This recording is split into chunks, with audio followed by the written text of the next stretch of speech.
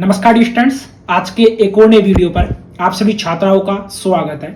अब यहाँ पर मैंने छात्राएं इसलिए बोला है क्योंकि यहाँ पर बालिका दूरस्थ शिक्षा योजना के फोरम है वो आपके स्टार्ट हो चुके हैं। लगातार काफी छात्राओं के मेरे पास कमेंट आ रहे थे कि सर जो हमारी फीस है वो हमें कैसे रिफंड होगी, साथ में जो बालिका दूरस्थ शिक्षा योजना के फोरम है वो कब से स्टार्ट होंगे, क्योंकि यहाँ पर कॉलेज आयुक्तालय की तरफ से एक तरीके से राजस्थान आयुक्तालय कॉलेज शिक्षा जयपुर की तरफ से जो नोटिस है वो जारी हो चुका है।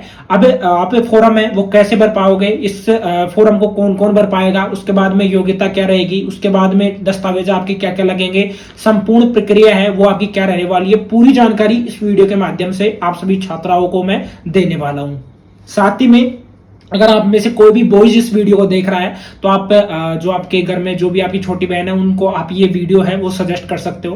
देखो, बालिका दूरस्थ शिक्षा योजना का मतलब ये होता है कि इसमें वैसे तो ये 2022 में स्टार्ट की गई, एक तरीके से गहलोत सरकार के द्वारा स्टार्ट की गई एक योजना है।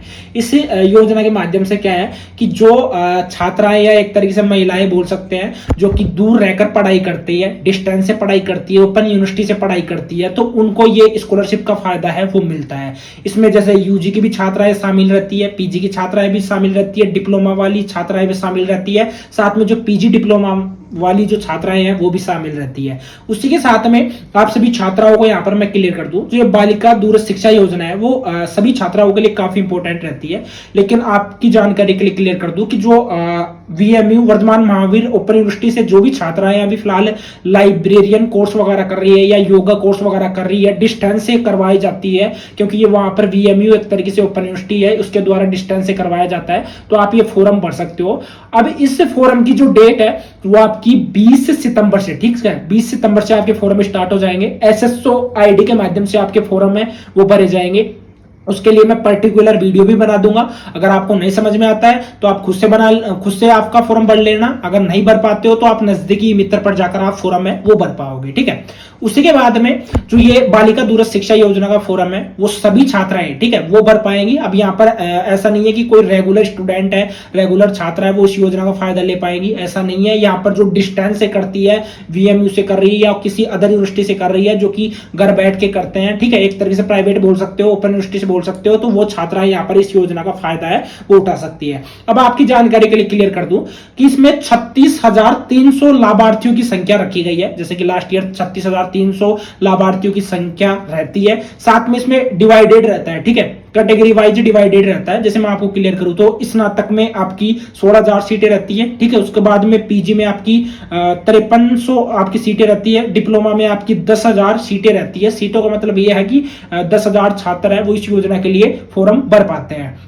पीजी डिप्लोमा में आपकी 3,000 रहती है और प्रमाण पत्र यानी कि एक तरीके से आपके सर्टिफिकेट कोर्स रहते हैं, जैसे CLIS हो गया, ठीक है, उसके आपके 2,000 एक तरीके से फॉर्म लग सकते हैं। 2,000 लाभार्थी इसका फायदा है वो उठा सकते हैं। इसमें किसी भी तरीके की आपको एक तरीके से एलिजिबिलिटी बोलते हैं, तो आप 12th पास हो तो आप ये फॉर्म भर सकते हो। साथ में यहाँ पर परसेंटेज की कोई रिक्वायरमेंट नहीं रहती है। अगर आपने एडमिशन ले लिया है, किसी भी यूनिवर्सिटी में आपने ले लिया है, तो वहां का आपका फीस का रिसिप्ट वगैरह आपका लगता है, वो आपको मैं क्लियर करूंगा, ठीक है। इसके साथ में इसमें 14.83 करोड़ का एक तरीके से बजट रहता है बालिका दूरस्थ शिक्षा योजना के लिए।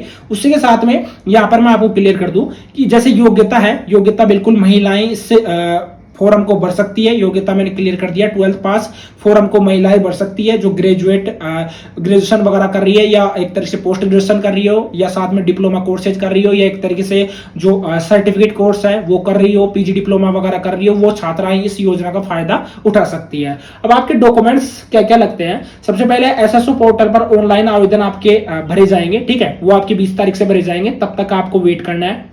उसी के साथ में आपको मैं इस योजना को लेकर मैं बिल्कुल क्लियर कर देता हूं। देखो, इसमें आपके डॉक्यूमेंट्स है क्या क्या लगेंगे, बिल्कुल ध्यान से सुनना। इसमें आपका आधार कार्ड लगेगा, उसके बाद में शैक्षिक योग्यता का दस्तावेज आपका लगेगा, स्थायी प्रमाण पत्र है आपका वो लगने वाला है, मोबाइल नंबर हो गया और पासपोर्ट साइज आपकी फोटो हो गई, ठीक है। ये नॉर्मल डॉक्यूमेंट्स लगते हैं और साथ में 10th 12th की आपकी मार्कशीट है वो भी आपकी लगती है, ठीक है। उसी के बाद में आप एसएसओ आईडी के माध्यम से जो ऑफिशियल वेबसाइट है उसको आप ओपन कर सकते हो। ओपन करने के बाद में आप इस योजना के लिए जो फॉर्म है वो आप भर पाओगे, ठीक है। ये योजना है जो कि काफी इंपॉर्टेंट रहती है।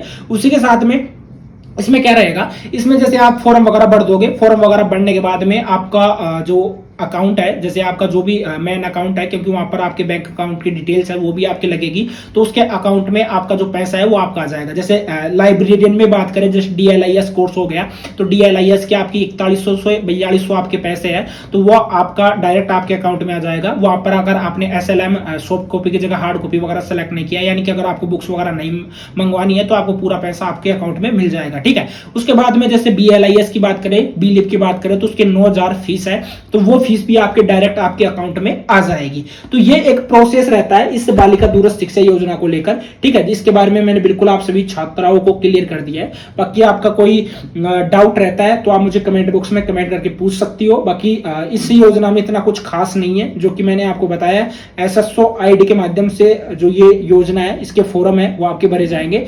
सर्टिफिकेट कोर्स के लिए आपकी 2000 सीटें रहती है, ठीक है। सर्टिफिकेट में आपका जैसे CLIS आ जाता है, मतलब कि सर्टिफिकेट इन मतलब कि लाइब्रेरियन, ठीक है। उसके बाद में ये मैंने बिल्कुल क्लियर कर दिया है। बाकी आपके डॉक्यूमेंट्स मैंने बिल्कुल क्लियर भी कर दिए हैं कि ईमेल आईडी भी हो गया, साथ में आपका आवेदक के परिवार का वार्षिक आय, ठीक है। एक आपके परिवार का वार्षिक आय है 2.5 लाख से अधिक नहीं होना चाहिए, ये डॉक्यूमेंट्स भी आपका लगेगा। मूल निवास वगैरह हो गया, ठीक है। जाति प्रमाण पत्र, ये आपका नॉर्मल, ये डॉक्यूमेंट्स आपके लगते हैं। डॉक्यूमेंट्स का मैं फिर से क्लियर कर देता हूँ। 10th 12th की मार्कशीट हो गई, मूल निवास हो गया, यानी कि राजस्थान के आप मूल निवासी होने चाहिए, ठीक है। उसके बाद में आपका जाति प्रमाण पत्र हो गया, परिवार की वार्षिक आय होगी, यानी कि आय प्रमाण पत्र हो गया, जो कि 2.5 लाख से अधिक नहीं होना चाहिए, और 6 मंथ से पुराना आपका आय प्रमाण पत्र नहीं होना चाहिए। उसके बाद में आपकी फीस की रिसिप्ट लगती है, ठीक है। और बाकी तो आपका फोटो, सिग्नेचर और ईमेल आईडी वगैरह ये लगते हैं। बाकी इतना कुछ इंपॉर्टेंट नहीं है, वो मैंने यहाँ पर आपको क्लियर कर दिया है। और साथ ही में इससे रिलेटेड अगर आपका कोई डाउट रहता है तो कमेंट बॉक्स में कमेंट करके पूछ लेना। आपको 19 या 20 तारीख को एक और पर्टिकुलर वीडियो मिल जाएगा, जिसमें कि मैं क्लियर कर दूंगा कि फॉर्म किस तरीके से आप भर सकते हो, यानी कि खुद से आप सभी छात्राएं कैसे भर सकती है। तो आपको क्या करना है, चैनल को सब्सक्राइब करना है, टेलीग्राम को ज्वाइन करना है, क्योंकि लाइब्रेरियन से रिलेटेड जितनी भी जो अपडेट है वो मेरे द्वारा आप सभी छात्राओं को प्रोवाइड करवाई जाती है। आज के इस वीडियो में इतना ही, मिलते हैं नेक्स्ट वीडियो में, बाय।